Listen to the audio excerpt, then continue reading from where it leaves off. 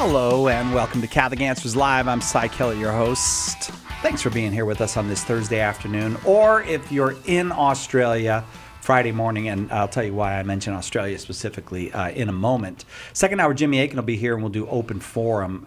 Your calls welcome, 888-318-7884. This hour, we'll do kind of an open forum, but on a very, very specific topic. We have the director of the Office of Public, I don't know, you better help me out here, Monica. Hi, I'm Monica Dooman. I'm the Director of Public Affairs and Engagement at That's what I was going to say. Catholic Archdiocese of Sydney. Public Affairs and Engagement. And you've heard us talk with Monica before. If you ever watched our podcast Focus, you know about Monica. But we also just talk about how much we admire her here at Catholic Answers. And that admiration is born of the fact that Monica was kind of, people would say to us, you should get to know her because she's this great pro-life leader down in Australia. And then we got to know her and we found out she is a great pro-life leader, but also a very capable defender of the faith in every way. She's a lawyer, but they don't call them lawyers there. They call them barristers or something like that. And we're very glad you're here, Monica. Thank you for being here. I'm so excited to be here, finally in person. Yeah, why are you in the United States? What brought you here? You invited me. Okay.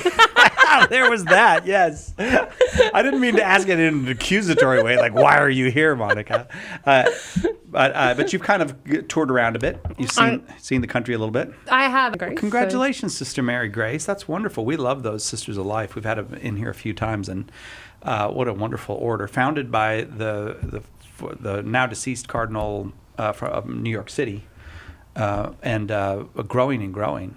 And that's great. So you got to see a little bit of the country. Absolutely. So the rumor here is, and by the way, we're going to talk about the state of the church in Australia, and that's what I want people to. If you have questions about the state of the Catholic Church in Australia, what the pro-life battle is like down there, what the kind of the battle for. I guess just for Catholicism to be known and to be lived is like in Australia. Today's your day to call, 888-318-7884, 888-318-7884. I was going to say the rumor is that you don't like American bacon, that bacon is better in Australia. I was saying today over lunch that the stuff that you serve as bacon in America is what we discard in Australia. They're the bits we cut off. That sounds so snobby to us Americans. That sounds unbelievable. It sounds like a Canadian. You sound as snobby as a Canadian about their bacon. 888-318-7884, 888-31-TRUTH. I want to start with a news story from Australia to give people kind of a sense of the position of the Catholic Church there. For one thing, Catholics in Australia make up about what percentage of the population of Australia? 20%. 20%. Okay, so a fifth of the country is Catholic. Recently, a Catholic hospital was seized by the government of Australia, which to an American will sound shocking and terrifying because I think we have this sense that it's coming here. If they're doing it, eventually get here. So what is this about seizing Catholic hospitals, and what does it say about the state of the society in Australia? Yeah, so certainly. So our national capital, the equivalent of Washington, D.C. here, is a place called the Australian Capital Territory. And Canberra is the capital city in Australia. And it's only a very small place. It has two public hospitals. One is a fully public hospital owned and operated by the state. The other one is owned and operated by a Catholic organisation, Calvary Healthcare, which is sort of the formal body of the Little Company of Mary. And about 6 weeks ago, there was a parliamentary report on the availability of abortion across the ACT, and it criticised Calvary Hospital for its overriding religious ethos. And then on the 10th of May of this year, the government announced that it would just forcibly acquire the hospital, which basically they would seize the land, the buildings, the assets, the operations. They would transfer the staff that were currently working under Calvary over to public health contracts. And the law passed on the 31st of May. Calvary went to court to try and stop it, but since I've been here in the United States, they've lost that battle. So on the 3rd of July of this year, the hospital will be forced into state hands. So in a matter of 60 days, the hospital went from being a Catholic hospital to having all of its assets seized by the state, and it will become a state-run hospital now. Yeah, absolutely. And they say that, they will provide some form of compensation, but what that compensation will be determined at a later date. So we don't even know if they'll get value for everything that they've put into the hospital or not. It's actually quite extraordinary. Euthanasia is not legal there yet, but it certainly will be probably by the end of the year. And we expect that will be some of the most egregious euthanasia laws in the country. They're talking about extending it to minors and potentially even those with a so-called completed life, so people who aren't terminally ill. But they just feel like dying. You just feel like dying. Or just ready to go. Wow. So this makes a Catholic hospital inconvenient, though. Yeah. In a state or a region, or in I suppose in the entire country of Australia, Catholic hospitals become inconvenient if medical care becomes is expected, or the standard of medical care is that you kill children in the womb and that you take the lives of the disabled and you take the lives of the elderly. Now, those last two with the word voluntary attached, but nonetheless, the culture of death, in other words, Catholic hospitals are inconvenient to it, so they just seize the hospital. We'll just take it. Wow. Yeah. And the courts allowed this. They absolutely allowed it. Wow. And if I have to say, one of the things that we're concerned about is what's next. Catholic school's going to be inconvenient as well, and is the next institution on the chopping block a Catholic school that insists on teaching Catholic understanding of marriage or gender or sexuality or something like that? Well, now Australia, of course, lost Cardinal Pell. And you were kind enough to talk to us after the death of Cardinal Pell, which was quite sudden, and I know he was a friend of yours and a mentor of yours. Would it be fair to say both of those things? Absolutely, yeah. But I wonder, before we go to calls, because people do have Americans have a lot of questions about the church in Australia. I don't want to put words in your mouth or things that we talked about before the show, but tell me if my impression is correct that. Your experience is that the Catholic faith is more robust. It's a bit tougher and more robust here in the U.S. than it is down in Australia. Certainly, Really? I think that's true. Okay. I think that you guys just do things on a larger scale than what we see in Australia, and have the ability really to rally the faithful. We can certainly do it in pockets in Australia, and I have to say I'm blessed to be part of the Archdiocese of Sydney, where I think we put on a pretty good show, and we had our Corpus Christi procession on the Sunday just past, and the videos that I've seen made me a little homesick, because we had, I think, about 12 or 13,000 people show out for Corpus Christi. Which was that for an American city, that would be a big deal. If we got 12,000 people out for a Corpus Christi procession, so that's good. It's great. But in other ways, I think you're just, I don't know, that there's the Catholic identity here. And the ability for Catholics to gather and to collaborate is something that Australians can learn from. That's very, very interesting to me. Australia, the country of Australia, and the kind of Catholic society within that country haven't had to struggle quite maybe as the way the United States has for certain things. That is, Catholics were. I don't know. You know the Australian history. I don't know it, but in the United States, Catholics we were the immigrants. We were the unwelcome immigrants for 100 years here, between about 1850 and about 1950. It was only after the Second World War that Catholics began to have a strong place here. So that meant 100 years of building up our own institutions, building up our Catholic schools, which were separate from government schools, not funded by the government, building up hospitals and universities and all that was separate. All of that it turns out to be quite useful, even though it's not as robust as it used to be. How does that match up with Australian history? It sounds pretty much the same. I mean, we were... It does, okay. Yeah, so sort of the Aboriginal and Indigenous culture were on the land for tens of thousands of years before the first European settlers in the late 18th century. So Australia's a relatively young country, in that respect, but a Protestant settlement originally, and Yeah. so it was hard for Catholics early on.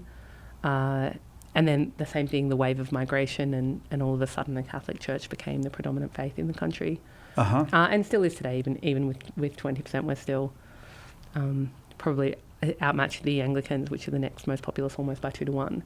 Oh, I see. So you would be the largest particular Christian expression in Australia, but still a minority of the overall Yes, yeah. population. Yeah, that's just like the United States, like Catholics in the United States. Protestants outnumber Catholics, but there is no Protestant denomination that's even close to Catholics in the United States. I'm not even sure whether or not Protestants would outnumber Catholics in Australia. Oh, okay. I All right. think, yeah. But there's a lot of nuns in Australia. That is, and you've had that for a long time. There's a lot of irreligious. I don't know what's the word for it. Just people who are not religious. They're not practicing. They don't have a religion. You have a lot of that in Australia. A lot of that, I think the last census was something like 38 or 39%. Oh yeah. Of Australians would identify as having no religion.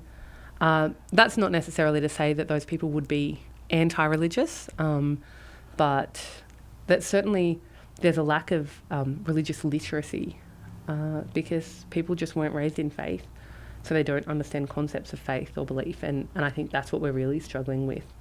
Not only sort of antagonism, but also just complete ignorance, which is very hard to combat. Yeah, it's a real a kind of tabula rasa there. That it's just, why would I even be interested in this Catholic thing? It's not within my worldview at all.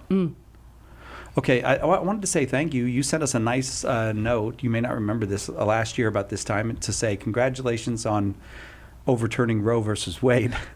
How did that reverberate down there and down under the American? I would call it a victory, a much sought after victory, a kind of unexpected victory, even for those of us who were in the pro-life movement for decades. How did that reverberate down there, the pro-life victory here? I can still tell you exactly where I was. So I'd travelled to the Australian Capital Territory actually for the ordination of a very good friend of mine. It was the Solemnity of the Sacred Heart. And we're all down there for the ordination, and we had the ordination celebrations, and then I got back to my hotel. It was just before midnight, and my phone just started buzzing. Really? Rose gone, Rose got ready, Rose been overturned, Rose been overturned. And this was Australians who were buzzing. This was Australians at midnight on a Friday night, just How so inspiring. excited. Yeah. Which was just great. And then we came back to the cathedral the next morning for the Thanksgiving Mass of now Father Eden. And the bells were ringing, and it was winter, but it was a beautiful sunny day. And we were just embracing outside. It was just beautiful because not only were we happy to be there for the ordination, but also just the joy that we felt that someone had won a victory and that you guys had done it. Yeah.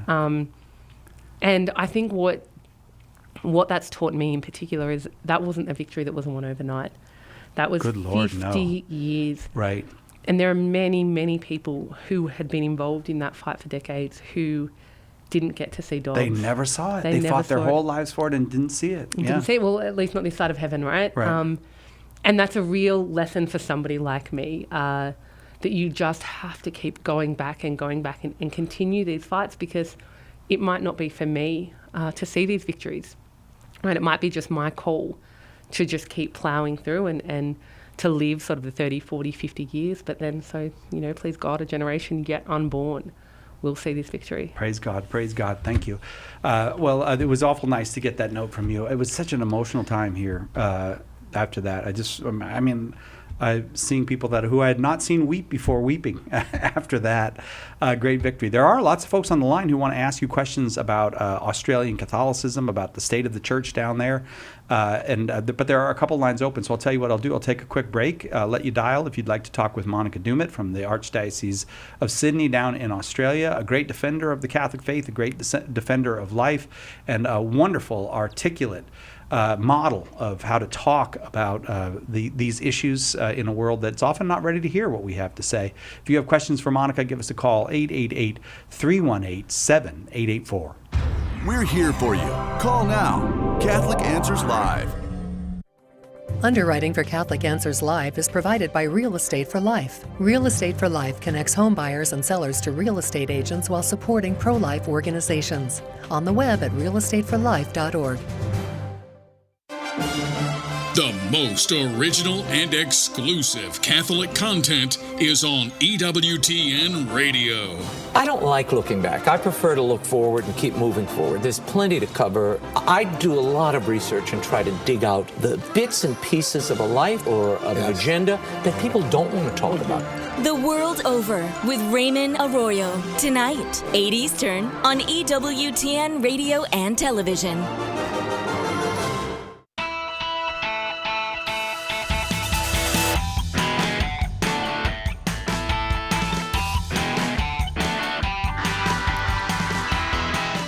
Welcome back to Catholic Answers Live. Good morning, Sydney, Australia. Thanks for loaning us one of your finest representatives. As a matter of fact, we really do think one of the world's finest representatives of presenting the Catholic faith in a way that's understandable to the world, not always acceptable to the world, but understandable to the world because articulated in charity and in great faith. Monica Dumit is our guest, who does public policy for the. You've a lot of things for the arts. You were the spokesperson for the Archdiocese at one time, weren't you? Yeah, still am, and I take on some spokesperson role as well. Yeah. Oh, okay. We got a bunch of folks on the line for you. Wonderful. Shall we? All right, let's go to Baton Rouge, Louisiana. Do you know where Louisiana is? Do you have any idea where that is in the United States? My geography is terrible. All right. Well, maybe Mark doesn't know where Sydney is either. I don't know. Mark, in Baton Rouge, Louisiana, which is in the southern part of the United States, just east of Texas, down by the Gulf of Mexico, listening on 105.3 FM. Mark, thank you very much for your call. Go ahead with your question for our guest, Monica Dumit. Yeah, so my wife and I have 4 kids, and we've seen Finding Nemo, so I have a general idea of where it sits in Australia. That's good. But you watch all the important films. That's good, Mark. That's correct. Just in alignment with what you're saying, my question is really about the contrast and comparison. We see a lot of major organizations here in America that are supposedly Catholic or attached to the Catholic faith or church in some way, especially like in the medical field right now, that are not or allowing or performing services that are not in alignment with Catholic teaching. And we have Catholic universities and schools doing the same kind of things where they're allowing this publicly and even proclaiming that this is what they do and advertise and promote it, especially some of the medical systems and hospitals we've seen. Is that something that's happening worldwide? Is that something that y'all are seeing as well? Is that something unique here to America that we need to calibrate and change? Or is that something that just worldwide we're seeing these Catholic institutions or self-proclaimed Catholic institutions not following the teachings of the church? Great, Mark. Thank you. Thank you. Oh, boy, you're going to get me into trouble, Mark. Buddy, here we go. Yeah, look, we are seeing the exact same thing in Australia. Thanks be to God, not as much in the medical field. You know, our Catholic hospitals, our Catholic aged care facilities and things like that are still pretty faithful. Although you'll get the odd report that things are happening there with that aren't in line with Catholic teachings, but it's not as overt as it is in some of our other organisations. The schools you mentioned obviously are one of them, and our social services agencies. Some of them can be quite problematic, and I won't name them, but one of our big social services organisations, just a couple of years ago, the bishops put out a statement on religious liberty, and this particular Catholic organisation put one out that contradicted what the bishops had to say. So there are always fun days in the office. And I think, and so I know we're talking about this offline a little bit, but one of the big problems I think is that our big institutions have, at least in Australia, outgrown the footprint of the church. And so our schools in Australia educate about 800,000 kids, and we have about 100,000 staff attached to them. And those 900,000 alone are way more than the number of practicing Catholics in the country. And then not to add all of those who staff our hospitals and aged care facilities and social services agencies and chanceries and everything like that. And so I think that our institutional footprint is big, which is in some circumstances wonderful and something that we see as a sign of strength. But that also means that given their size, the Catholic commitment or affiliation in them has declined. So you're saying Catholics are the minority in some big Catholic institutions, like schools, like Catholic schools? In some schools, yeah. Yeah. And certainly practicing Catholics Yeah. would be the minority in a bunch of Catholic schools. Is that what you were expecting, Mark? Oh, well, I just was hoping to hear maybe it wasn't as bad as some of the things we Yeah. see here in America, especially out there in our hospital systems, where and in the schools where you think that would be a great arm and avenue for us to carry out the Great Commission and to reach people coming up in the faith and have an opportunity to bring people to God in that way and into the faith that way. When we're not employing the people who believe those things and we're not teaching those things and holding true to those Right. things, we're actually working against ourselves, and it seems kind of like it seems ironic, I guess. Boy, you are right on it, Mark, I think. Yeah, and look, but thanks be to God, you've got 4 kids that you and your wife are forming well there at home. One of the things that I find really sad is now I'm sort of part of my job is to fight on the religious liberty side and to ensure that our Catholic institutions are still able to preference Catholics for employment and Catholic students for enrolment, because that's one of the things that various governments in Australia want to take away. They want to take away our ability to say, well, if you're a Catholic school, then your teachers should also be Catholic, and your students should also be Catholic. And unfortunately, that's a fight that we gave up voluntarily some decades ago in some pockets. And so it makes the religious liberty argument very difficult because we haven't availed ourselves of the liberties that we've had for so long. We took them for granted. Yeah, I wonder if, and Mark, I'd be interested in your view on this too. There was a period where there was an easy accommodation between Catholic values and the values of the society. They were so similar that you didn't feel that they were, there wasn't a great stark contrast. And so we took the government money for schools and hospitals and universities and Catholic charities and all that. And now we find ourselves in a situation where the values are diverging more and more starkly every year. But we're in the position where we took the money, we've got the big institutions, and whose values will they follow now?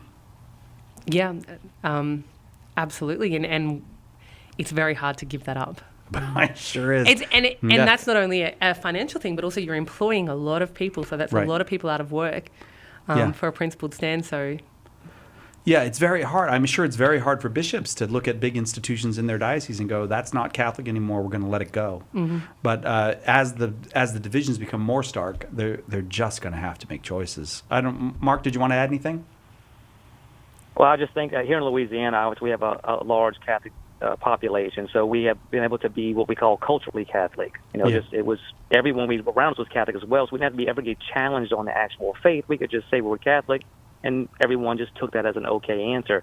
And like you just said, as we move forward, we're all going to have to make a decision here shortly. Yeah. And I don't think the bishops need to say that this is no longer Catholic so we can let it go. They need to say this is no longer Catholic. Now we need some correction. Now we need the truth. Now we need to utilize the faith to bring Yeah. people back into alignment, that we don't give up the fight, that we have to finish the race. And I think that's a critical difference, that we can't bury our head in the sand and prepare for a slow downfall of Catholicism. We have to prepare for the rebirth and moving forward in the new evangelization. I think we've done a lot of retreating for a long time, and that has to stop. Mark, well said. What time is your radio program on? Because you're very good at this, Mark. Thank you. And it was gracious of you to talk to Monica despite the fact that she insulted American bacon. I'm going to go on to Woody in Nebraska. Do you have any idea where Nebraska is? are we going to do this for every question? I'm going to do it for every state. If I say Hawaii, you're going to know where that is. Woody in Nebraska, listening on Spirit Catholic Radio. Monica Dumat's happy to talk to you despite the fact she doesn't know where you are. Thank you for taking my call. My wife and I are going to be blessed with a trip to Australia later this year, and we like to take time to go around and visit some of the Catholic churches and sites.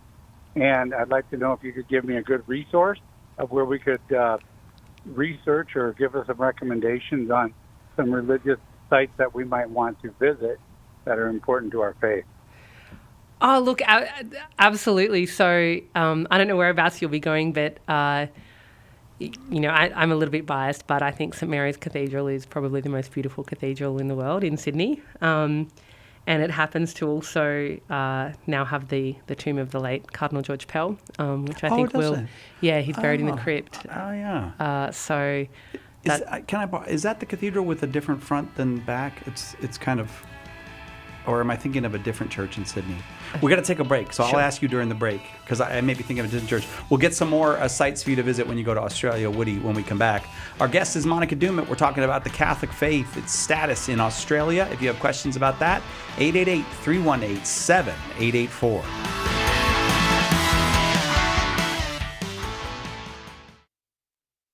This year, the Catholic Answers Conference turns its attention to the question of God in an age of unbelief.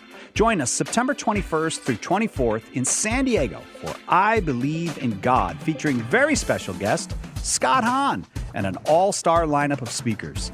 Spend 4 fun days with your favorite Catholic Answers apologists. Seats are still available, but going fast. Use promo code EARLY to save $50 and register today at CatholicAnswersConference.com. Want to know more about the origins of the Catholic Church? Joe Heschmeyer explores the beginnings of Christianity. In the early church was the Catholic Church. Joe digs deep into the words and actions of those who lived right after the apostles to refute anti-Catholic claims of how the faith was lived back then. Order your copy of The Early Church Was the Catholic Church today at shop.catholic.com or get it at a good Catholic bookstore near you. If you're not a Bible scholar, the full message of how the Sunday Mass readings fit together can be tough to comprehend. Apologist Carlo Broussard is here to help. Join Carlo every Friday for the Sunday Catholic Word podcast. In each episode, he unpacks the scripture readings for that Sunday and brings them all together so you can better understand and defend the faith. Visit SundayCatholicWord.com to subscribe. That's SundayCatholicWord.com. What if the voice of your deepest doubts about Catholicism rose up in the form of a human being and challenged you to defend your most foundational beliefs? That's the task apologist Trent Horn took upon himself in his new book, Devil's Advocate, a dialogue with his own best objections against the faith that he professes and defends. You can stand up against your doubts, and Trent will show you how. Pick up your copy of Devil's Advocate today at shop.catholic.com or at a good Catholic bookstore near you.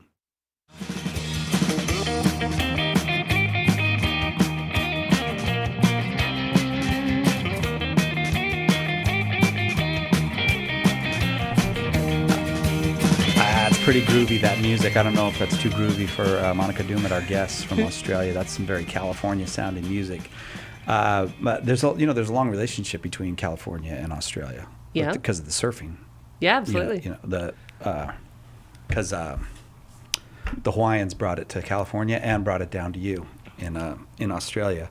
Monica Dumit is our guest. Works a long time, has worked for and been the spokesperson for and public policy person for the Archdiocese of Sydney in Australia.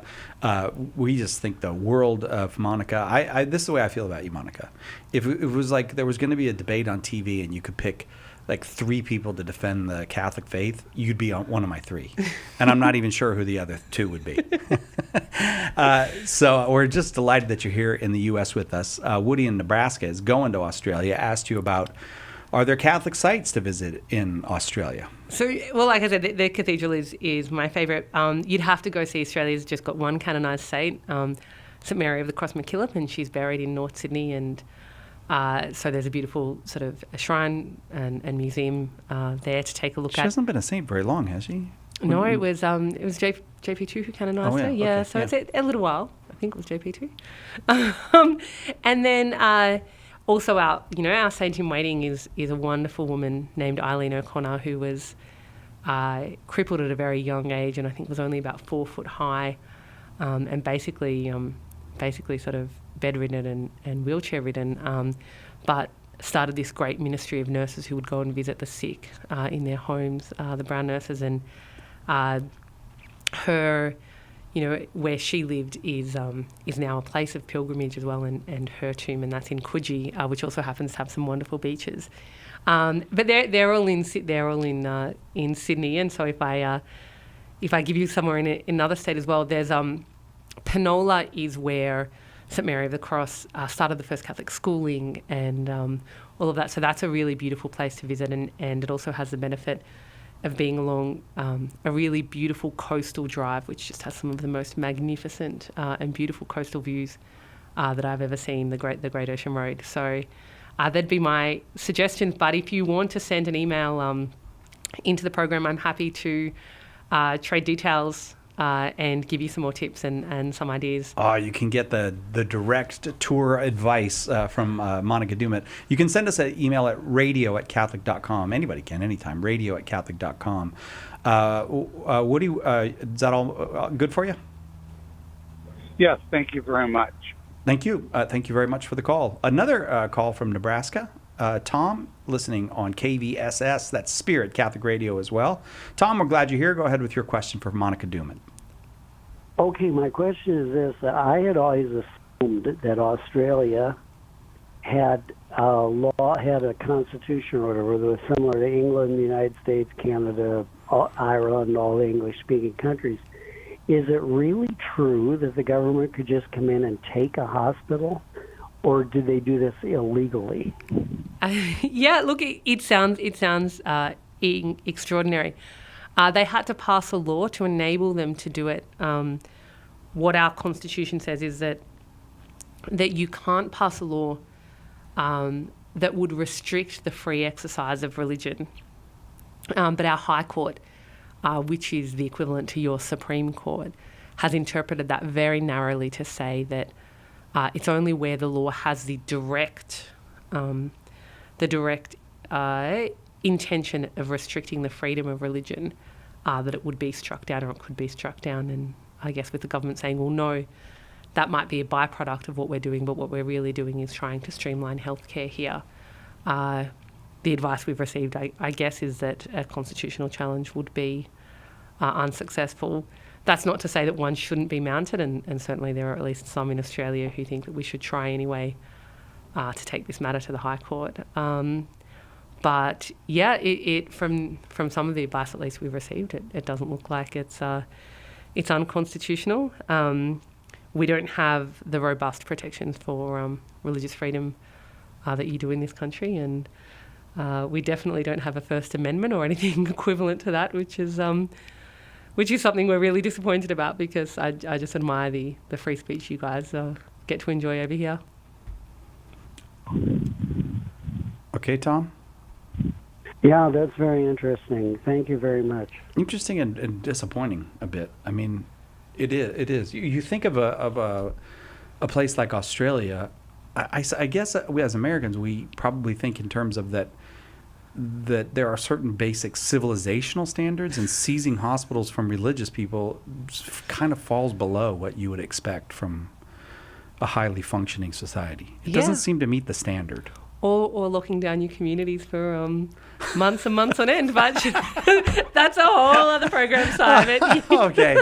All right, there we go. I see what you're saying. Yeah, right.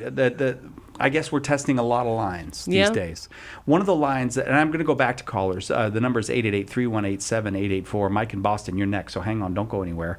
But I do want to ask this question. One of the lines that has been crossed in Australia that we are very concerned will be crossed here is laws regarding confession. And I know we've talked to you about this before, but I want to bring it up again.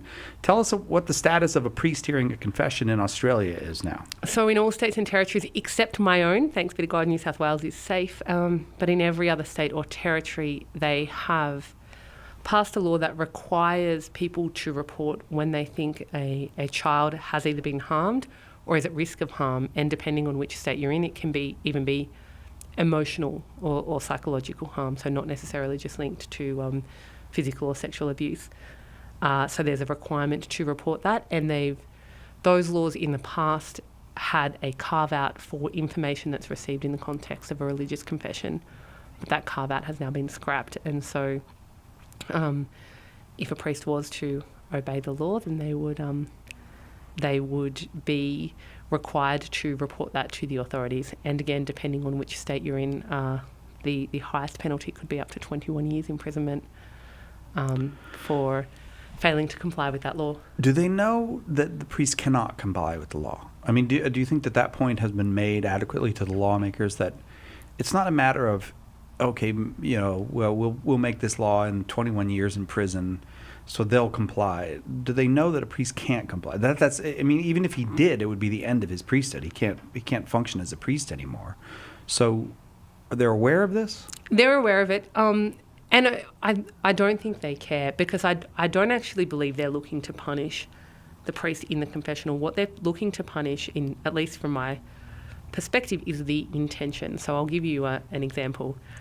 If we go to Melbourne City Council, they had at one point decided that they would write to every church within their sort of municipal boundaries and ask if the priest had an intention of complying with the mandatory reporting law. And if he failed to respond, or if he responded and said no, they had initially proposed that they would erect a sign outside the church on council land just to say that this place is unsafe for children. I'm sorry, but that's so phony. They know it's not unsafe for children. Exactly right. That's just all that is bullying. They didn't do it. But the thing is that we get to a stage now where you're not even talking about punishing a crime. You're punishing an intention. Right. Yeah. A formed intention. Another one is in the ACT, and we've spoken about the ACT a lot. On the same day that they changed their mandatory reporting laws, they also changed the education regulations and basically said that you have to demonstrate your compliance with these mandatory reporting laws, and if you don't, your accreditation could be at risk. And so you just know the next Catholic school that goes up for accreditation will be asked, do you take your kids to confession during school hours? And if the answer is yes, their accreditation's at risk. And so what does that do? That strips the priest and the sacramental life out of the schools. And so, like I said, I think they're aware that priests aren't going to break the seal, and nor even they're not going to be able to catch anyone in such a circumstance. But I think they will find other ways to put pressure on the church, even for having the audacity to claim that there is actually a law that's higher than the state. The audacity of saying, no, the divine law or even church law won't allow me to do this. That would be an utterly audacious thing to claim to a real secularist.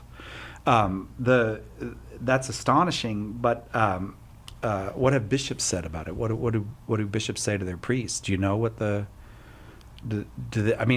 I know that there are strategies for dealing with these kind of things, like forbidding face-to-face confession and that kind of thing. Have they considered these things, or?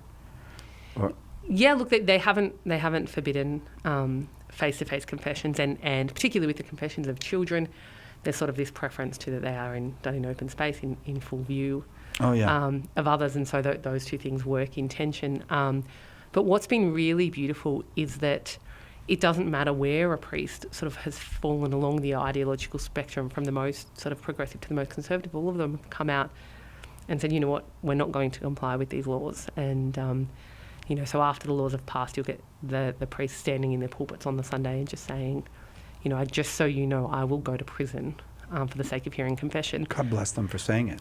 Absolutely. And that's one half of it. And a good priest friend of mine, he got up and just said, and so, you can take that for granted that that's what I'll do, but what about all of you, right? So if I'm willing to go to prison for this, then I want to see you in the confessional, right? Like I just... Yeah, he's going to use that.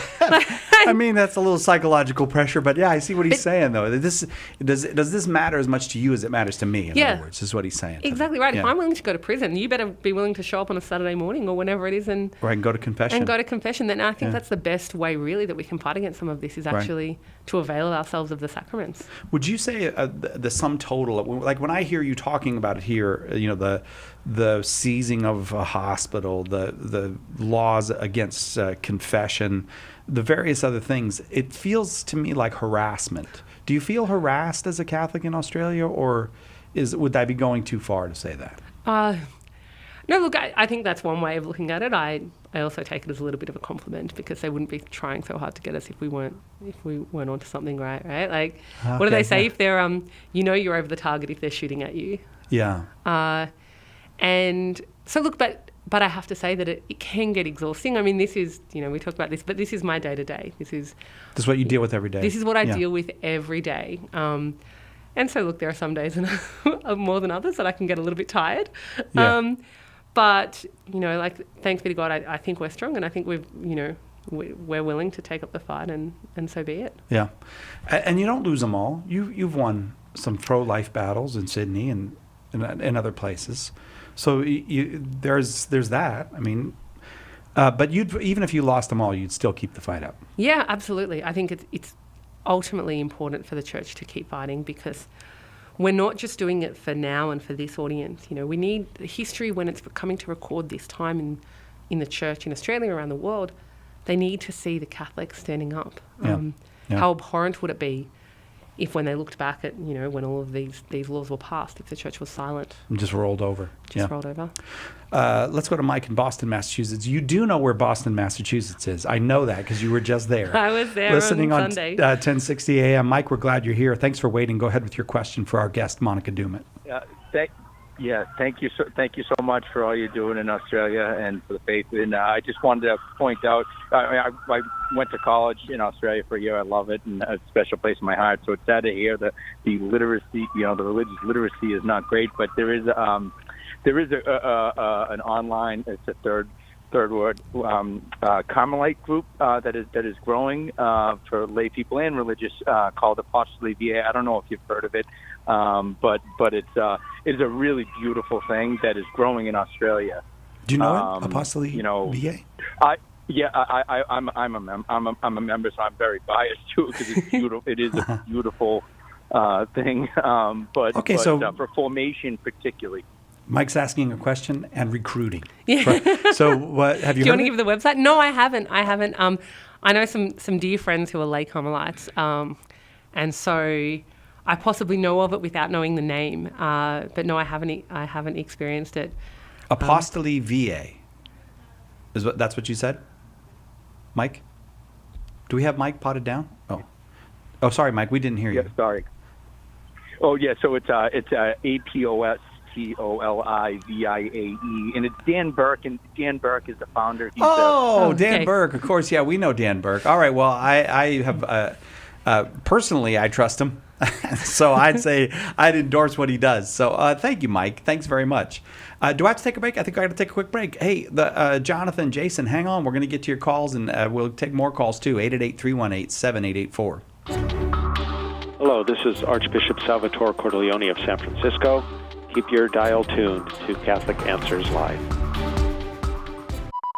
In Morse code, the sequence SOS is a distress call. It's been said that it stands for Save Our Souls. Well, right now our world is in big trouble, and we're putting out an SOS call for help. Will you answer that call? St. Paul Street Evangelization, a Catholic nonprofit, has hundreds of teams who share the good news with souls who don't know Jesus. Catholic Answers is supported in part by St. Paul Street Evangelization. Visit streetevangelization.com to get involved. The most original and exclusive Catholic content is on EWTN Radio. You know, we talk story with each of our very unique guests for the whole hour, so that you can go deep with us as you yourself pursue your own story of heroic virtue, and as you pursue intimacy with God. The Bear Wozniak Adventure, Saturday night, 6 Eastern on EWTN Radio.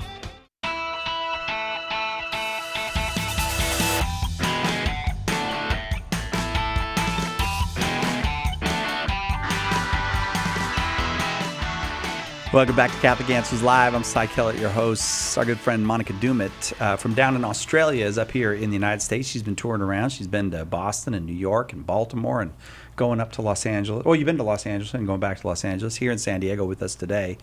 And a great pro-life leader, a great defender of the truth in all its forms, and particularly a great defender of the Catholic faith. If you've got questions about the life of the Catholic Church in Australia, this is your hour, 888-318-7884. Going to Pennsylvania now. I'm not going to ask her if she knows where it is. It's one of the 13 original colonies. I'll just let you know that. Listening to EWTN on Channel 130 Sirius XM satellite radio. Jason, go ahead with your question for Monica Dumit. Good afternoon and welcome, Monica. I have to say the Australian accent has to be one of the top accents in the world. It's awesome.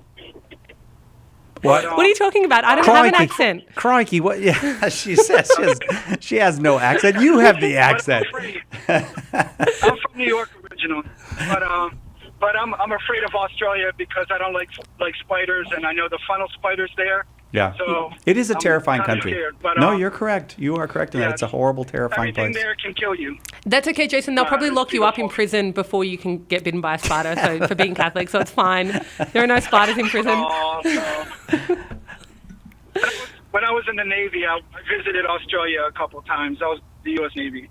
Beautiful. But my question is, I've seen a guy. His name is Ray Comfort, and I think he's from New Zealand. But I've seen him do like evangelism. How is the Catholic Church fighting against the wokeism that it seems that it's hitting all over the place? Because I get the sense that it's just like the Catholic Church. Why doesn't the Catholic Church, why can't we fight like join the Anglican Church and the other churches, and because it would be so much stronger as a unit, especially in Australia and these other countries. It seems like each denomination, each church is fighting on their own. So how's that going in Australia? I mean, how do you, with all this leftist agenda and whatnot? Okay. Yeah, great question. And look, I have to say, it's been a real grace. I've been talking a little bit about some of the losses that we've suffered in Australia, but one of the real graces that's come out of the losses is the closer collaboration amongst not only different denominations, but also different faith communities. I think probably the same-sex marriage debate and public vote in 2017 was the first time really where we saw the Catholics, the Anglicans, some of the other Christian denominations, but also the Muslims, the Jews and others all come together. And we've kept those connections since then, because straight out of the same-sex marriage debate, obviously all of the things about religious liberty, transgenderism and things like that. And so we collaborate quite well. And I would suggest that the president of the Australian National Imams Council, I would call him a friend, as I would the head of the Jewish Board of Deputies and other things like that. So there's actually been some really wonderful collaboration. The abortion debate in New South Wales was the first time, I think, ever that a Catholic, Anglican and Orthodox Archbishop all shared a stage. So we're getting. I think unity is a really big thing, and also formation. So I think that our real focus is just getting truth out there and making people aware. One of the big difficulties, I think, in fighting against sort of progressive influences, wokeism, whatever you want to call it, is actually just ignorance, either ignorance that it's occurring at all, or the idea of, well, that's what some people want to do in their own homes or in their, something like that, and it doesn't affect me. So really trying to educate people on how this is not only a, live and let live situation, but no, these types of things will come and hit your doorstep. So there's a real push and a real desire for formation.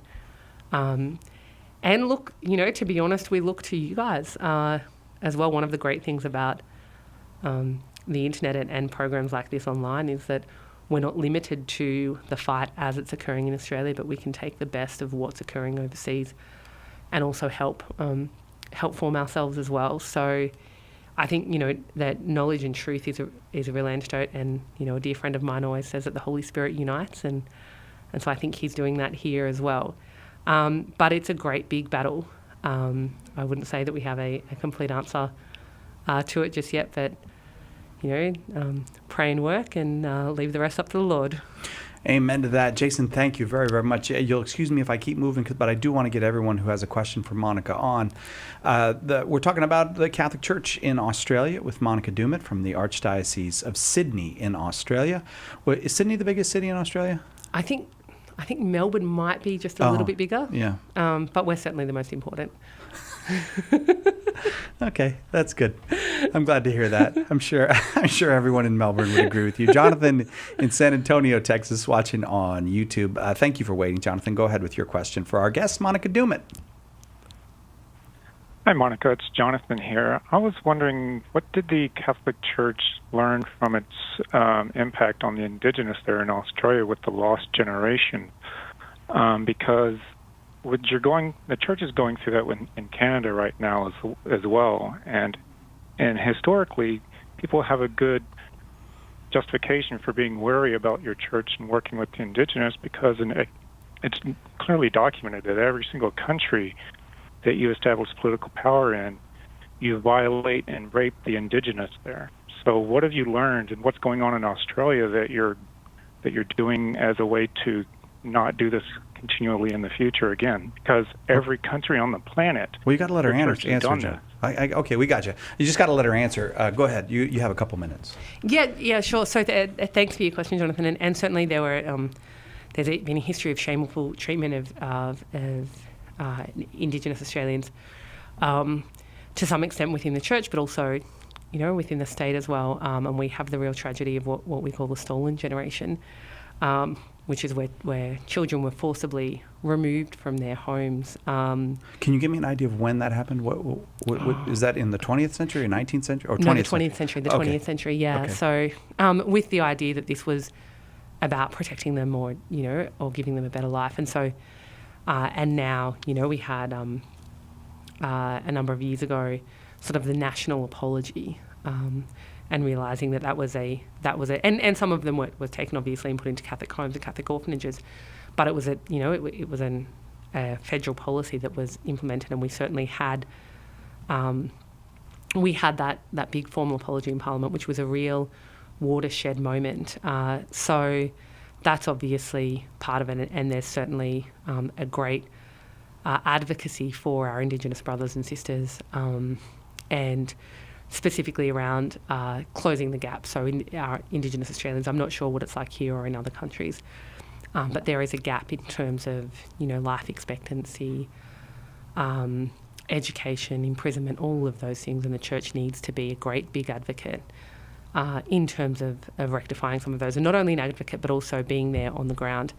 So I remember talking to or listening to an Indigenous elder speaking during our plenary council, and one of the things he said is that, alongside all of that tragic history, there's also an important truth to talk about some of the good that the Catholic Church did. And he said, I only received an education because it was the Catholic nuns who taught me and who taught my mother. And so I think that we take the good with the bad in all of this, and realise that even if, now probably the generation of Catholic leadership coming through weren't part of those decisions, but realising that still we're all part of the body of Christ, right? And so it's on us to continue to do what we can to make that right. So I don't know. I hope that helps. Is this one of the situations where with you kind of make it sound like there's a government policy, but the Catholic Church is implicated in that government policy because it more or less took contracts or whatnot to house Indigenous children in Catholic orphanages and that kind of thing? Is that what happened? Exactly right. Okay. Yeah. All right. But certainly the apology was a national apology, not one necessarily by the church. And are there very many Indigenous Australian Catholics, or very few? They are a proportion, and St. John Paul, when he came to Australia, said, reminds us that the church in Australia won't be at its best and or its most fulsome until our Indigenous brothers and sisters are sort of welcomed with their gifts into the church. We don't have any Indigenous clergy yet, but please God, that'll come. Yeah. Monica Dumit, thanks for coming all the way from Australia. Thank you so much. I'm so excited to be here. This is amazing. We're awful glad to have you. We're also recorded a focus episode with Monica specifically on what's happening with euthanasia in Australia and around the world. You can find that on Catholic Answers Focus in the coming weeks. I don't have a date yet for it. Also, Monica will be speaking here in San Diego. And you can just check our website, Catholic.com. She'll be speaking tomorrow night for free. Anybody can come. And we're really looking forward to that. You're going to talk about what when you talk? I think signs of the final victory. So glimpses of hope and victory in the mess and the tragedy that I've been speaking about otherwise. All right. We'll coming right back with Jimmy Akin on Catholic Answers Live. Thanks, Monica. Thank you.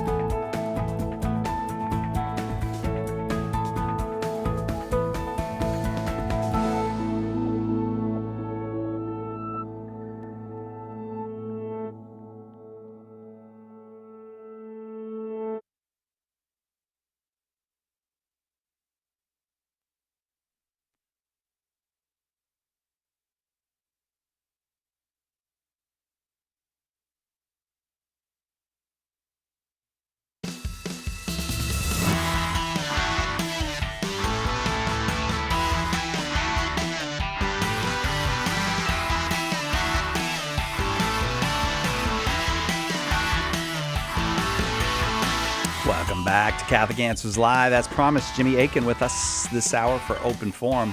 If you've got a question about any aspect of the Catholic faith this hour, you're welcome to call 888-318-7884, 888-318-7884. Jimmy, of course, senior apologist here at Catholic Answers and the proprietor of Jimmy Akin's Mysterious World. Hello, Jimmy Akin. Hello, Cyril Kellett. I am very happy to get to be on the air with you again. What's dropping tomorrow on Jimmy Akin's Mysterious World? Well, tomorrow we're going to be taking a look at an event that occurred in 2002. We're going to be looking at the DC snipers case and how it was cracked. This was something that occurred just a year after 9/11, and it had people all across the country scared. I remember even people here in California were scared, even though it was just around Washington, the nation's capital. And they cracked the case. They caught the people who were responsible, who were the DC snipers. And we're going to tell the story of how that happened. It has some very interesting twists and turns in it.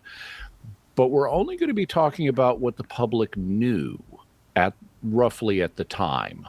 But there is a whole other side to this story that we're going to be talking about next week, because there were other things going on as part of the investigation into catching the DC snipers that the public had no clue about, that were not announced to the public, that have never been announced to the public, as far as I know, by law enforcement officials. But I'm going to be talking to one of the people who was directly involved, and it will be mind-blowing for some people to learn what was also going on at the time of that investigation. Wow. And that went on, if I recall, for weeks. 3 weeks. 3 weeks of the DC sniper. Yeah. Jimmy. Okay, good. Looking forward to that one. A two-parter. Yeah, in essence, although they're really both pretty self-contained parts. Okay. All right. Very good.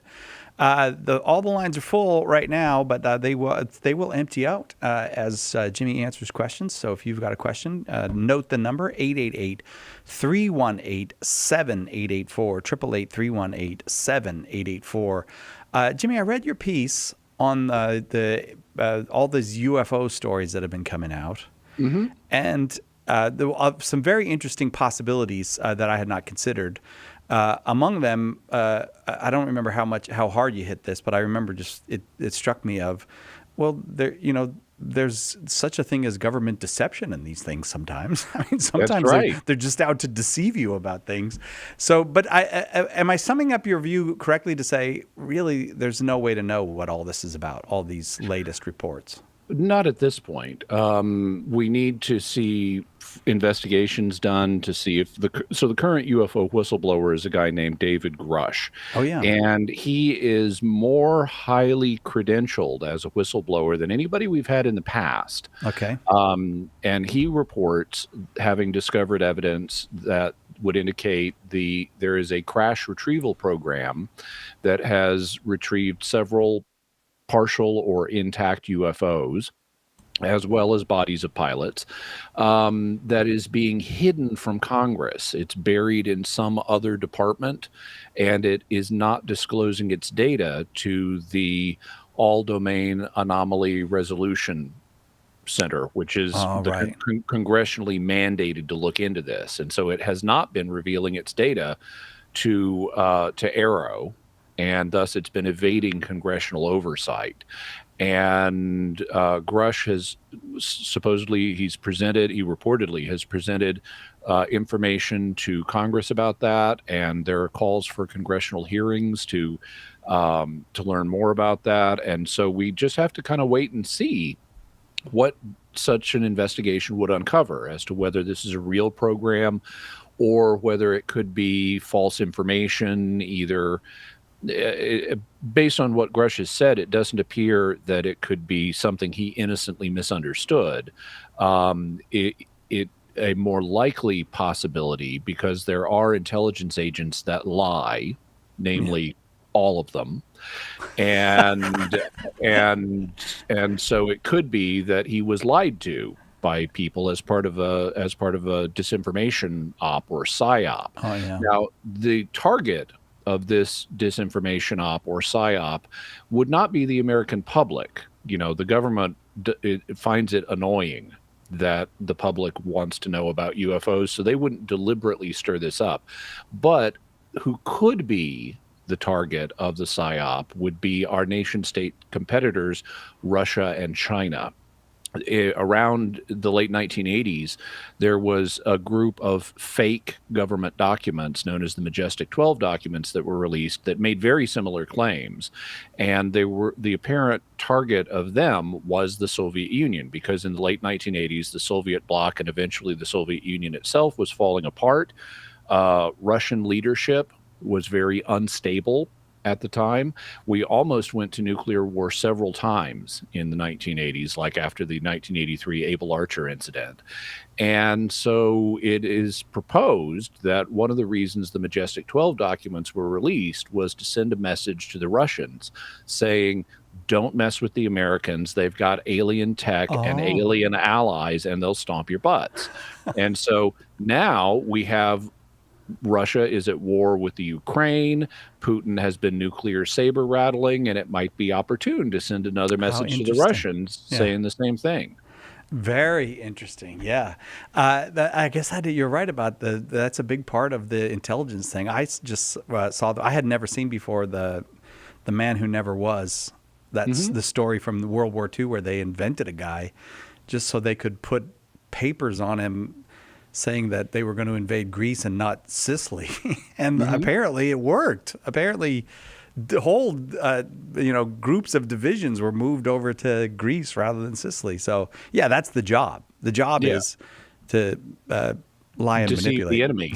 Yeah. And there were similar things in all kinds of different fronts. Like D-Day, the invasion of Normandy, was preceded by a PSYOP to convince the Nazis we were going to land at Calais instead of Normandy. Right. So the aliens could be just part of a PSYOP. You just don't know. It's possible. The number is 888-318-7884. First up from Burke, Virginia, listening to EWTN on Channel 130, Sirius XM Satellite Radio. Dan in Virginia. Thanks for your call, Dan. Go ahead with your question for Jimmy. Hi, Denny. My question is, first of all, let me give you a little preface. My question, I was talking to my senior pastor of the Baptist church that I've been going to for 21 years. Mm-hmm. And just 3.5 years ago, I think the Lord has stirred my heart about wanting to seriously convert to Catholicism. Okay. And I was talking to him about it, and he said that I was going down a rabbit hole. Okay. And my question is who is Thomas Aquinas? Was he the author of Natural Law? And what did he do? He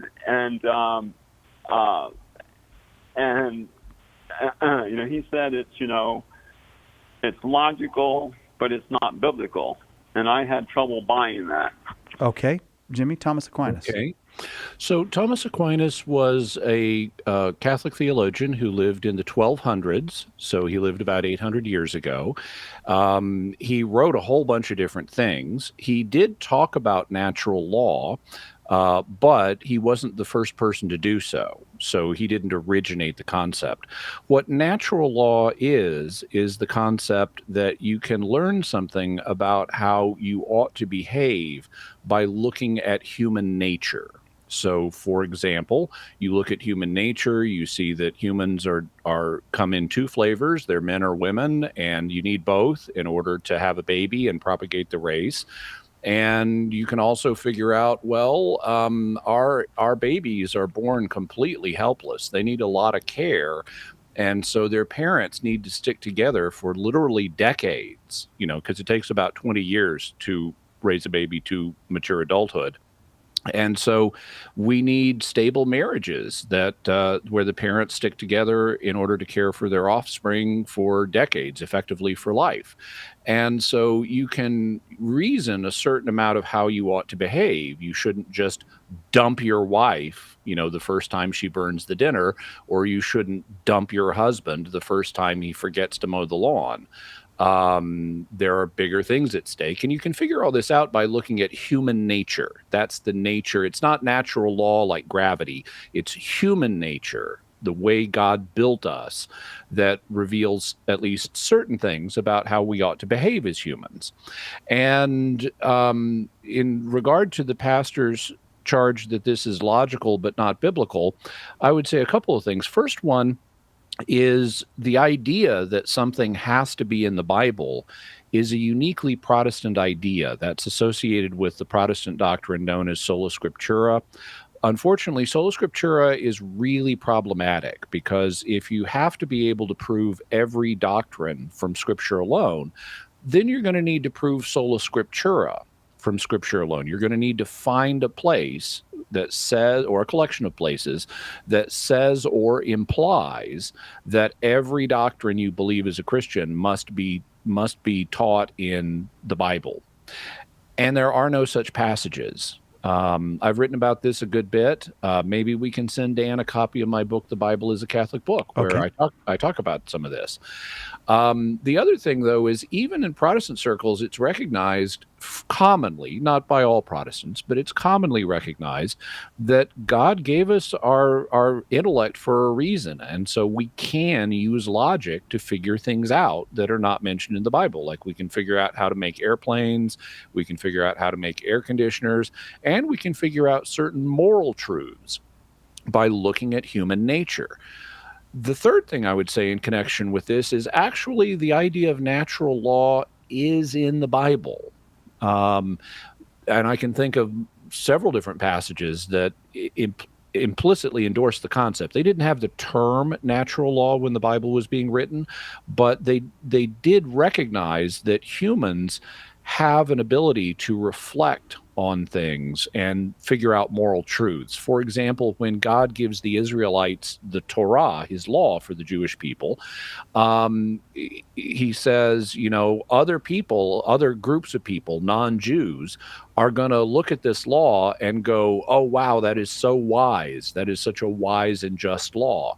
So they aren't, Jews. They're not people who worship the God of Israel, but nevertheless, they're able to recognize the wisdom and justice of God's law.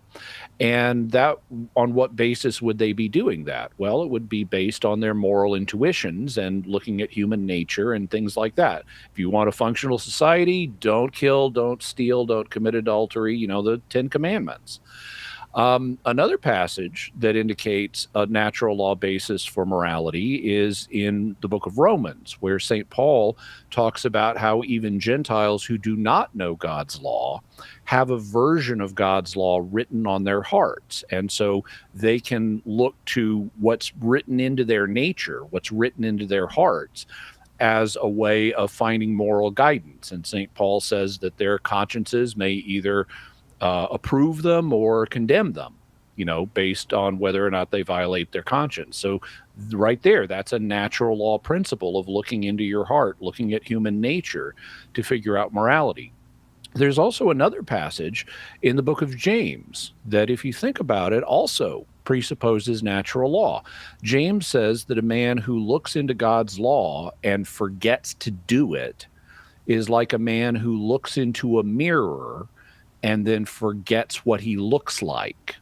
Now, what mirrors do is they reveal us to ourselves. So I could look in a mirror and say, okay, Jimmy Akin, he's a man, he's got red hair and a long beard, he doesn't have as much hair on the top of his head as he would like, but that's what a mirror will reveal to me about myself. And James indicates that the same thing is true of God's law and humanity. By looking into God's law, we learn about ourselves. And so that shows us that God's law reflects human nature. God has designed his law to promote the well-being of humans. So God's law itself incorporates human nature and thus incorporates natural law. If we were,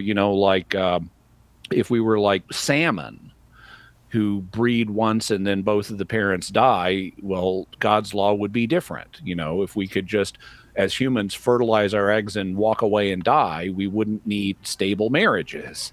But we're humans, and so we do need stable marriages. So we can see how God's law incorporates human nature. So those are some of the basic things I would have to say, and I hope that's helpful to you, Dan.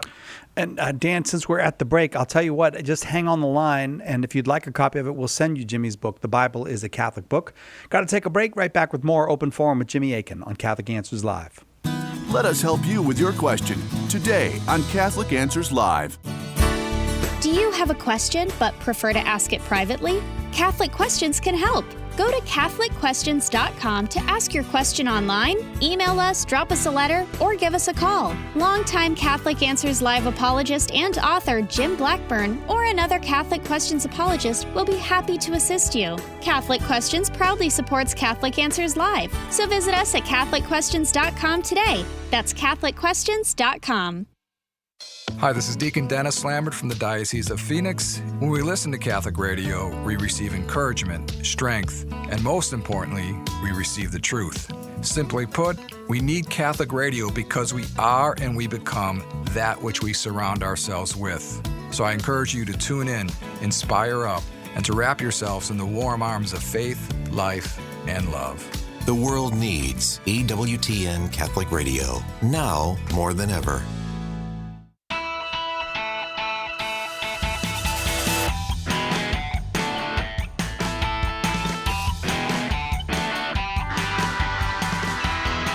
Welcome back to Catholic Answers Live. Jimmy Akin, our guest. Open forum all hour.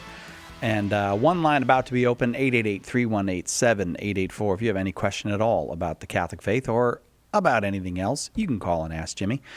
Paul's right here in San Diego watching on YouTube. Paul, glad to get a call from San Diego. Go ahead with your question for Jimmy. Hi. My question is, if God is infinitely greater than man, why do our works matter? Well, let me take a stab at answering, and then you can tell me if I've answered your question, because I want to make sure I've answered it correctly based on my understanding of the question.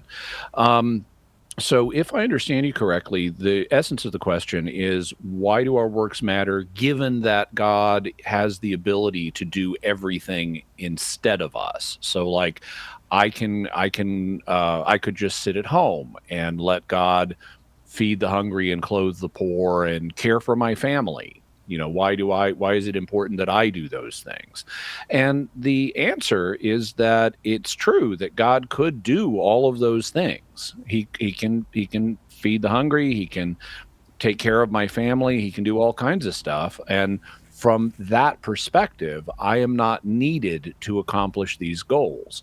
However, God has chosen to associate man, and angels for that matter, but he's chosen to associate man with his work and to use humans as his instruments. So if I don't care for my family, so my responsibility is to care for my family. If I don't, God may not step in and take care of it for me. If I slack off, I don't have a promise that God's going to step in and do what I'm supposed to be doing. And so from that perspective, my works matter very much. The question that sort of, or the perspective that sort of unites these two different perspectives is a practical one. And from a practical perspective, God has chosen to associate us with the performance of his will, and we're morally responsible for doing that. And if we fail to do it, he may allow us to suffer the consequences of failing to do his will as a way of teaching us that we need to do his will. We need to do the works that he has given us to do. And so that's why it matters. It's because of God's choice. Even though he has the ability to do everything without us, he has chosen to give us the dignity of being associated with his work. He's chosen to entrust us with responsibilities, and we need to live up to those responsibilities. Paul? Okay, thanks. I was curious about this question in the context of salvation, and maybe to add more detail, why is one work greater than another? If God is so great, and it seems like from our perspective as a human, one work could be much greater, but from God's perspective, being infinitely greater, is it that two works are more or less the same? If I understand the question correctly, I would have to say no. God recognizes that when humans do things, those works that they do have different values. If I go out and feed one person who's hungry, well, that's good. But if I go out and feed 100 people who are hungry, well, that's 100 times better. And that's true not just from man's perspective, but from God's perspective as well. He recognizes objectively the value of what we do the same way we do, only he recognizes it with absolute accuracy, whereas we can misestimate things. But he recognizes the difference in magnitude of the different things we do, both in terms of the good we do and in terms of the evil we do. Paul, as I said, lots of full lines, so I'm going to leave it there. I hope it was helpful to you. Maybe come by and see us sometime if you're right here in San Diego. Next call from Orange County, New York. Kevin, listening on the Catholic Answers Live app. Kevin, thanks for the call. Go ahead with your question for Jimmy. Hi, good evening. Thanks for having me. So my question is, in terms of Acts chapter 8, where Simon Magus tries to buy, the power to confirm others, right, to give the Holy Spirit. Right. Peter does say, right, pray to God that this action in your heart may be forgiven thee.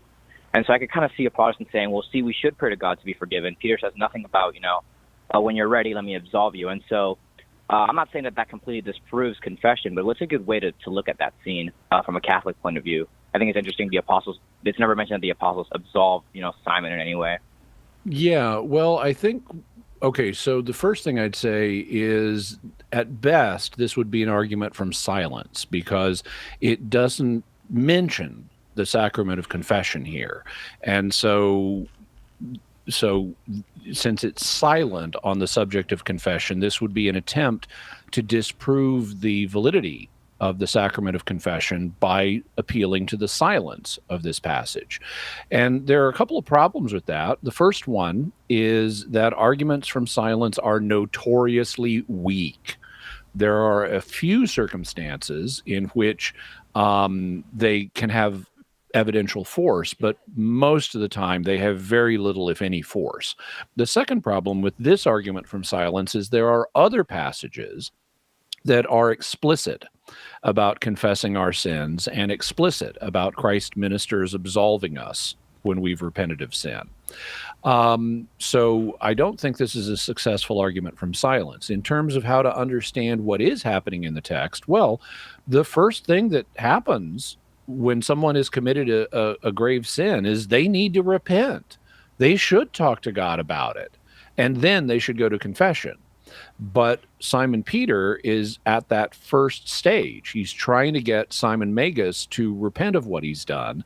And so he emphasizes Simon Magus's need to repent of this. He stresses, how bad Simon Magus's sin was, and he tells him he needs to talk to God. And if a priest encountered someone who committed a grave sin, let's make it a really grave one for purposes of illustration. Let's say a priest encounters someone who's just murdered somebody. The priest is likely to say, you need to repent. You need to tell God you're sorry. And he might then add, you need to go to confession. But that's a separate and second stage compared to the stage that Peter is at in dealing with Simon Magus. And you'll notice Simon Magus does then turn around and say, please pray to God for me. So that actually could be a reference to the sacrament of confession. He could be asking Peter to intercede with God for his absolution. It's not expressed the way we would express it today, but the terminology was different 2,000 years ago. And so there's actually a recognition in this passage of Peter's role as a mediator of some sort between God and Simon Magus for purposes of getting Simon Magus restored to a state of grace. That makes sense. That's awesome. That's awesome. Thanks. Oh, thank you, Kevin. Thanks very much for the call. The number here is 888-318-7884, 888-31-TRUTH. Jimmy Akin is our guest, and you are welcome to call with whatever question you have for Jimmy. You know that it's pretty much wide open when Jimmy's here. Hey, we're going to take a very quick break. While I send you off into that break, I'll remind you that we have a discount that ends at the end of this month on signing up for the Catholic Answers Pilgrimage to Rome. That means 2 weeks, about 2 weeks from today, that discount goes away. So take a look if you're thinking about coming to Rome with us in November 8th through the 19th.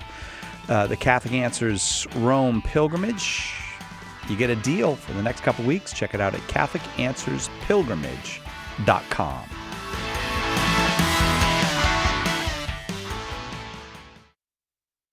This year, the Catholic Answers Conference turns its attention to the question of God in an age of unbelief. Join us September 21st through 24th in San Diego for I Believe in God, featuring very special guest Scott Hahn and an all-star lineup of speakers. Spend 4 fun days with your favorite Catholic Answers apologists.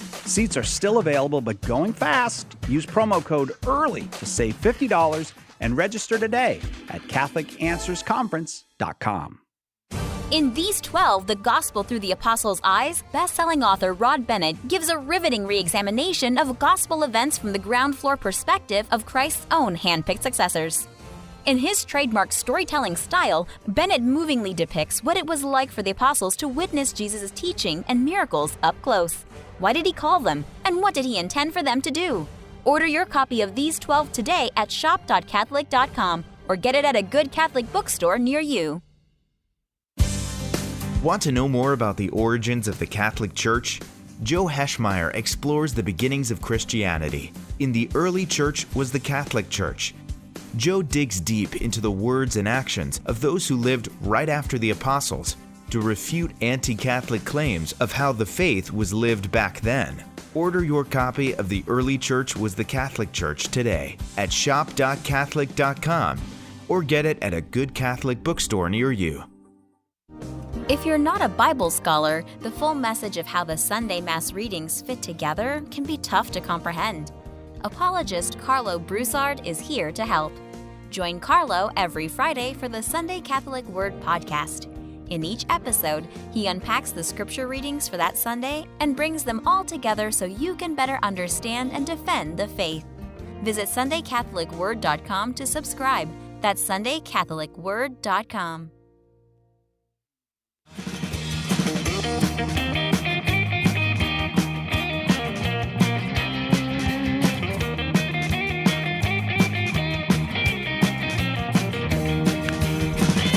Welcome back to Catholic Answers Live. Jimmy Akin, our guest. It's open forum. Your questions welcome. 888-31-TRUTH. And where was I? Okay, well, let's go to Cole in San Luis Obispo, California, listening on the Catholic Answers Live app. Cole, thank you for the call. Go ahead with your question for Jimmy Akin. Hello, Mr. Akin. Let's see. I wanted to ask how irresistible grace differs from intrinsically efficacious grace, if it always brings about salvation.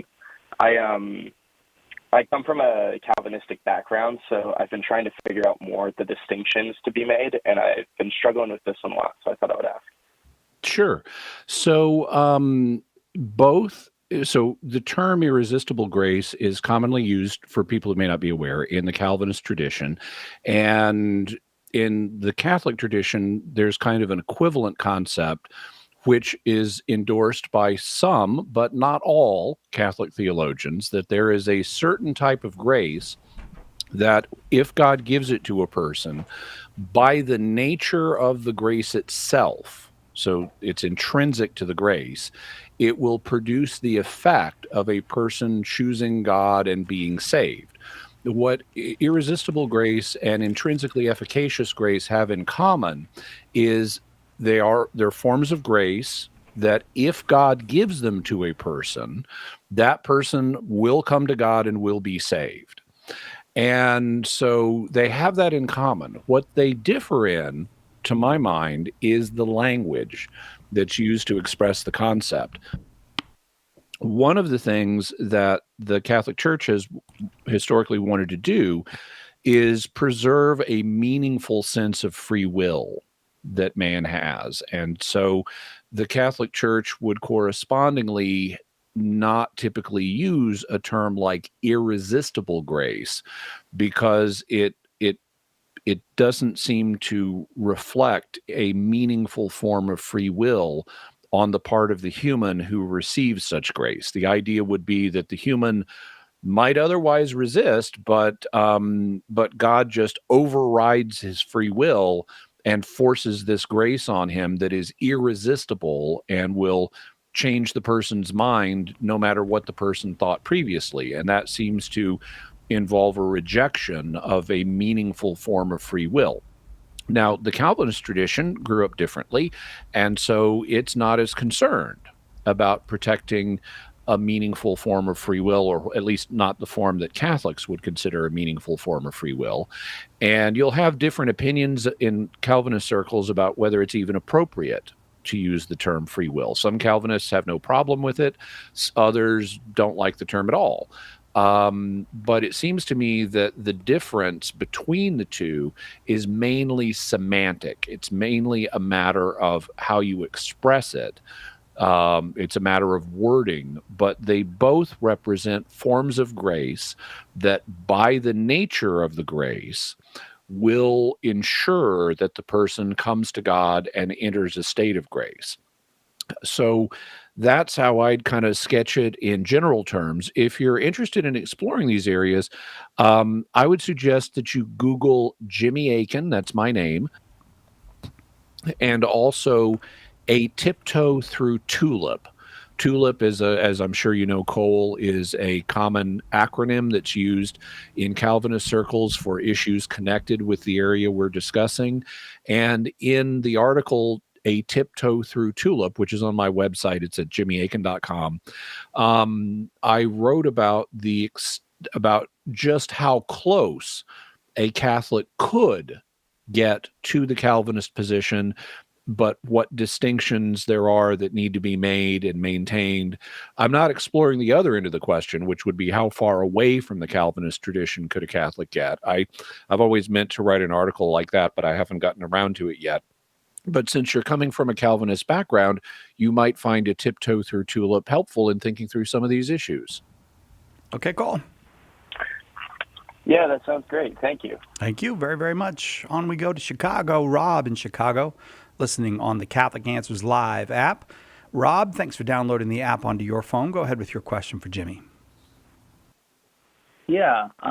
So my understanding is that God gives us free will to choose him or evil.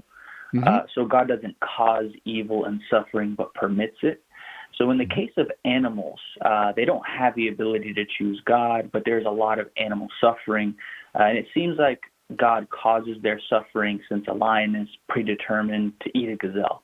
Does God cause that animal suffering? And if so, why?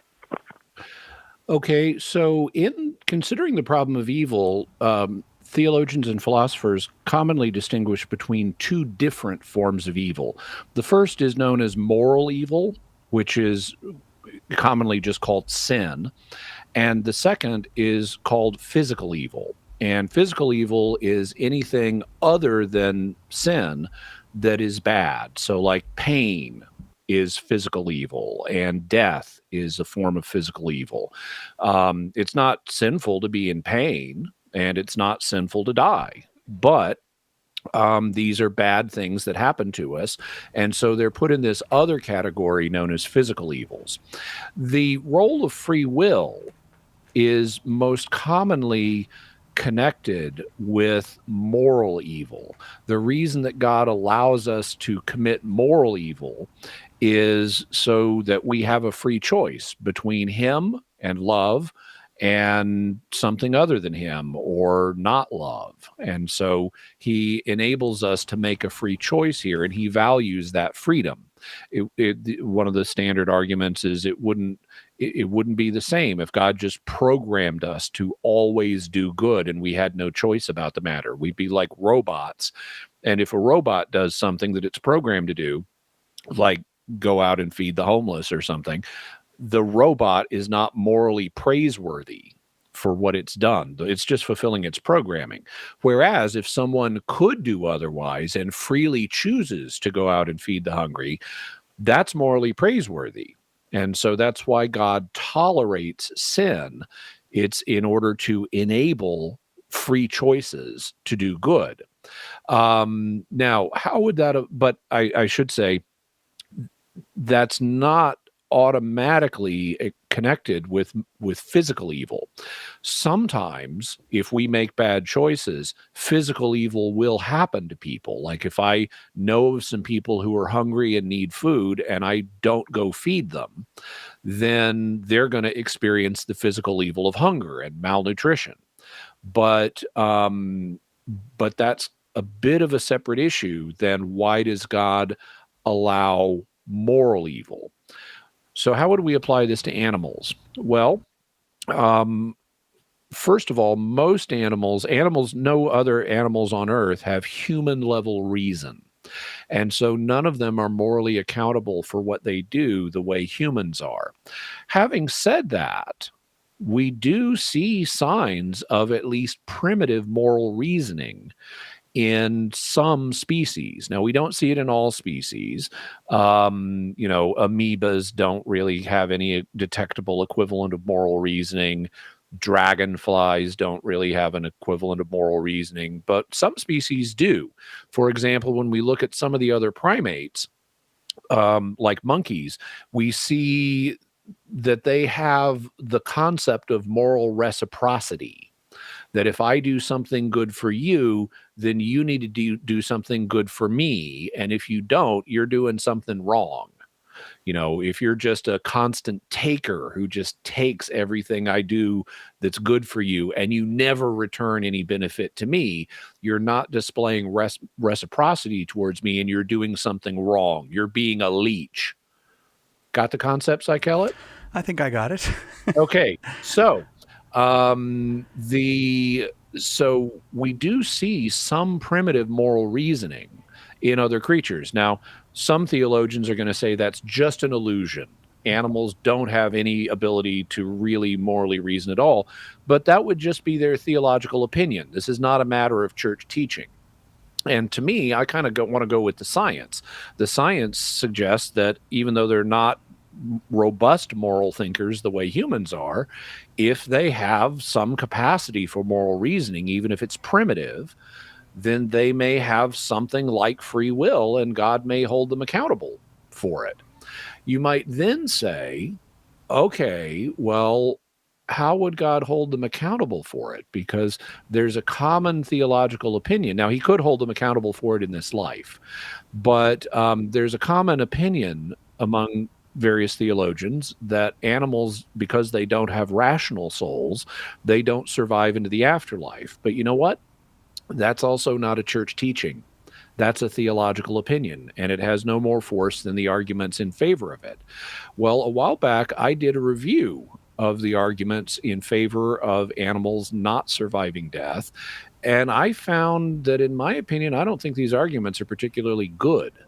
And there's also some counterbalancing evidence that could indicate that at least some animals might have an afterlife in which God might hold them accountable for whatever primitive moral reasoning they have the ability to do. That review is found in episode 203 of Jimmy Akin's Mysterious World. It's on Animal Afterlife, and you can get to it by going to mysterious.fm/203. I'll repeat that again in a minute. But what about the question you asked about, a lion eats a gazelle? Yeah. Well, the lion is not at fault for doing that, because just like earlier in this episode, we talked about human nature and how humans need to do what's built into their nature. Well, one of the things we need to do is get protein and B vitamins, which are not found in plants, really. And so humans, at least historically, before nutritional supplements were developed, have needed to eat meat. And we're not at fault for doing that. Neither is a lion, which is an obligate carnivore, at fault for, killing a gazelle or something and eating it. Does that involve an evil for the gazelle? Yeah, the gazelle has terror and pain and then dies, and all of those are evils. But if animals have afterlives, then God can make it up to the gazelle in the afterlife, just like God can make it up to us if a murderer breaks into our house and terrifies us and causes us pain and then kills us. God can make that up to us in the afterlife. As St. Paul says, the weight of glory that is going to be revealed to us is so far in excess of anything we go through now that the sufferings of this life are not even worth comparing to it. And so no matter what we suffer in this life, God will more than make it up to us in the afterlife. And that makes the experience of suffering in this life tolerable, because God's not going to let us end in the negative column. He's going to end us in the positive column. We're going to get way more benefit than any brief momentary negative things we had to suffer. And if animals, or at least some of them, have afterlives too, God can do the same thing for them. And that would make their suffering of physical evil tolerable as well. Rob? Yes, thank you. All right. Thank you. We'll take. Oh, go ahead. I promised I was going to say that address again is mysterious.fm/203. Thanks, Rob. We'll take a break, right back with more Open Forum with Jimmy Akin on Catholic Answers Live. Hang on. Catholic Answers Live will return in a moment. Underwriting for Catholic Answers Live is provided by Real Estate for Life. Real Estate for Life connects homebuyers and sellers to real estate agents while supporting pro-life organizations. On the web at realestateforlife.org. One of the biggest mistakes a Christian can make is to try to do good without God's help. St. Therese said, "When we trust only ourselves and not God, our soul becomes incapable of virtue." Her remedy? Works of charity. And the greatest work of charity is to share the gospel. At St. Paul Street Evangelization, a Catholic nonprofit, we encourage you to share the gospel with someone who doesn't know Jesus. Catholic Answers is supported in part by St. Paul Street Evangelization, streetevangelization.com. The most original and exclusive Catholic content is on EWTN Radio. I'm continually amazed and humbled at the way God can work through me to help so many people. Although I have no idea what the callers' questions will be that day, I trust that the Holy Spirit can use my education and experience to guide, challenge, or comfort those who call. Mast Appeal with Colleen Kelly Mast. Saturday morning, 9 Eastern on EWTN Radio.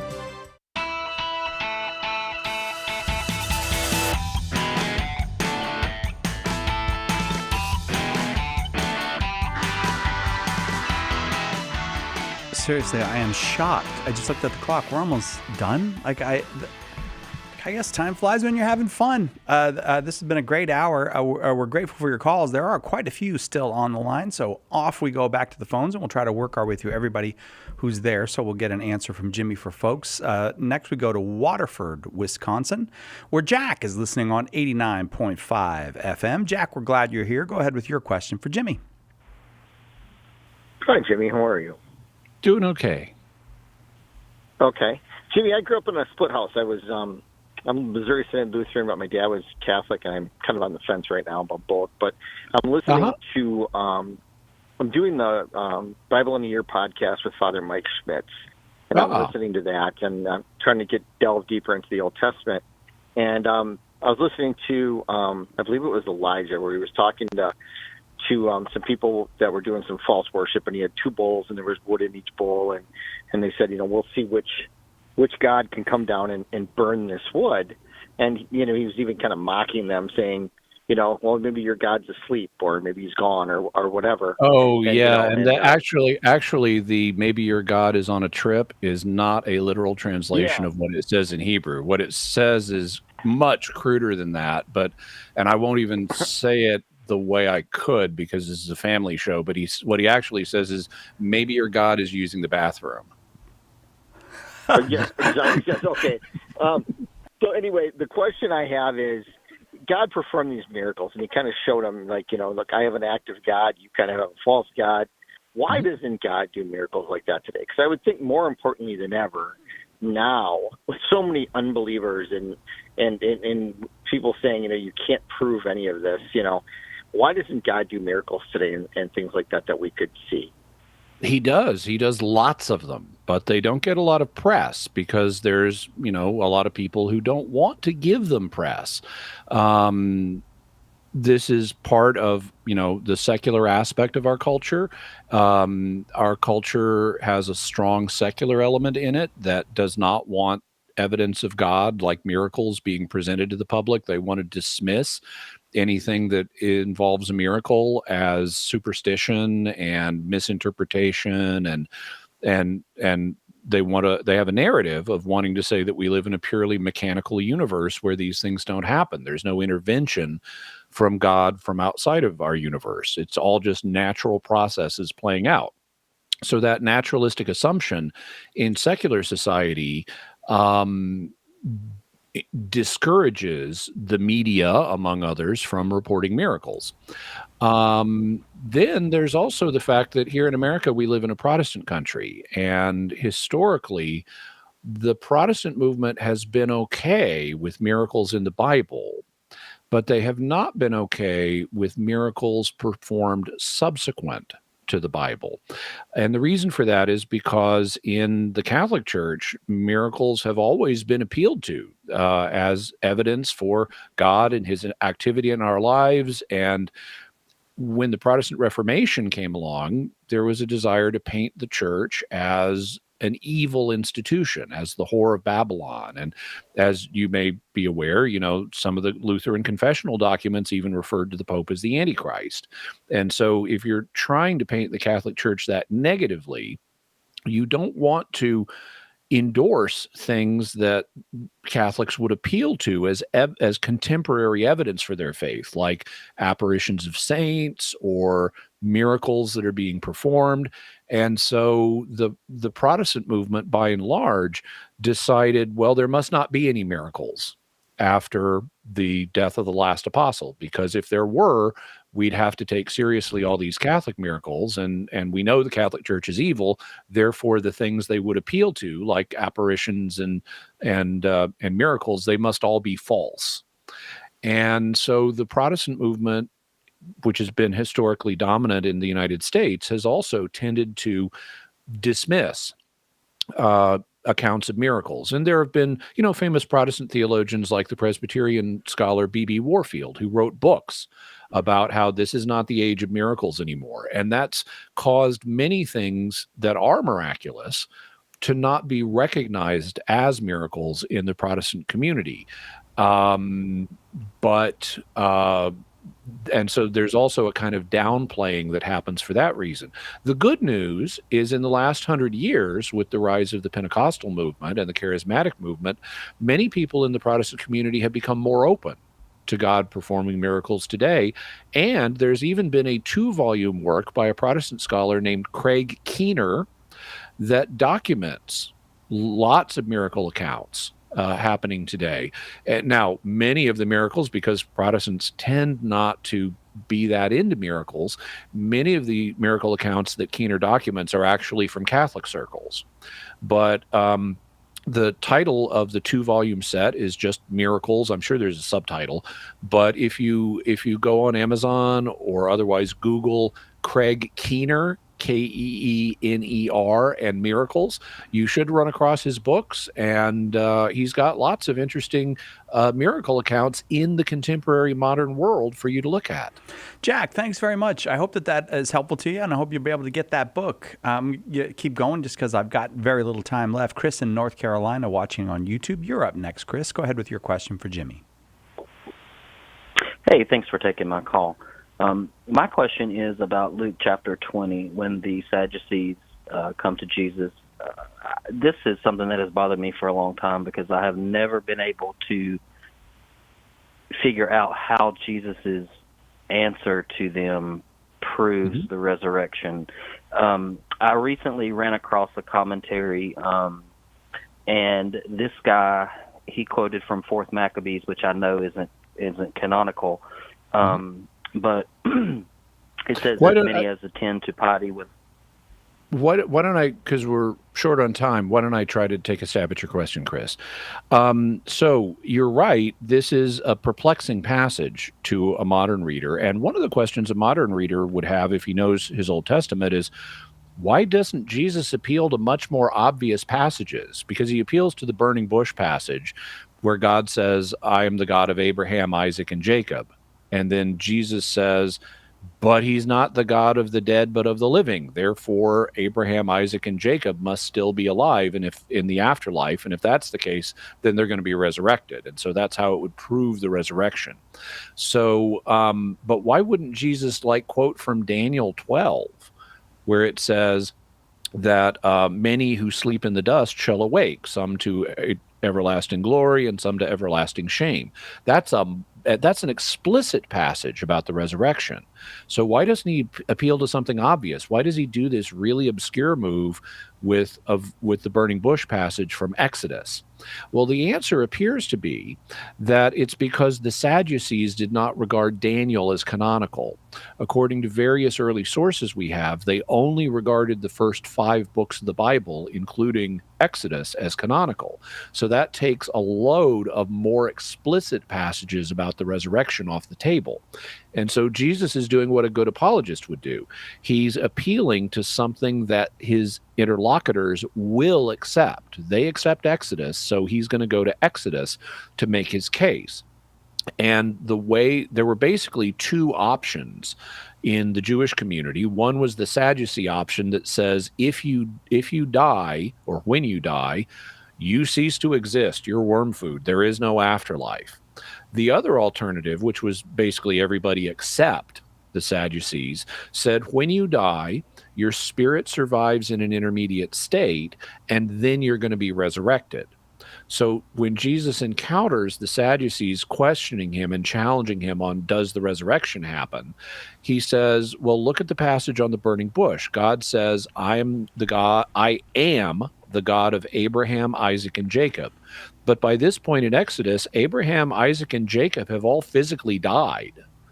So their spirits must be alive in the afterlife, Jesus says, because he's not the God of the dead, but of the living. So they're still alive in the afterlife. They're not physically alive, but they're spiritually alive to God. And if they're spiritually alive to God, then that eliminates the Sadducee view. And consequently, the alternative Jewish view that when you die, your spirit survives and then you get resurrected, that must be the truth. And so even though the burning bush passage doesn't mention the resurrection, Jesus can use it to eliminate the Sadducee option and thereby show within a Jewish framework that the resurrection must be true. Chris, what do you make of that? That's exactly what he said, but I had never heard that before. Thank you. No problem. All right. Very, very, very good. Let's just real quick, Jim in Portland. Can you ask Jimmy your question real quick, and he can get you an answer, maybe? Right. I think individual Protestants would benefit greatly from the sacrament of penance, but it's not extended to them. I wish they were, and if you could comment Okay, so on why that. not? It is. Actually, it is. If you look in Canon 844 of the Code of Canon Law, it talks about circumstances in which non-Catholic Christians, including Protestants, can receive the sacrament of confession. There are some restrictions. One of them is they must have the church's beliefs about confession, because if they don't believe, what the church does about confession, they shouldn't be receiving it if they don't believe that God's going to forgive their sins. But if they believe and fulfill a couple of additional requirements, like not be able to approach a minister of their own communion for the sacrament, and that's easy because Protestants don't practice confession usually, and if they have a need for it, they've committed a grave sin and they need to be forgiven, then they can. So actually, For Protestants who believe in confession and can't get it from their own ministers, they can actually get it from the Catholic Church when they are in a state of sin and need to recover from that. Thanks very much for being quick with that question. I do appreciate it. I'm sorry for those we didn't get to, but we'll do it again tomorrow, and maybe you can give us a call then. Check out Jimmy Akin's Mysterious World tomorrow morning, the new episode on the DC Snipers. The DC Snipers, part of 2 weeks of DC Sniper Show on Jimmy Akin's Mysterious World at mysterious.fm. Thanks, Jimmy. Really enjoyed the hour. Likewise, Cy Kellett. Man, it zipped by. All right, we'll see you tomorrow, God willing, right here on Catholic Answers Live.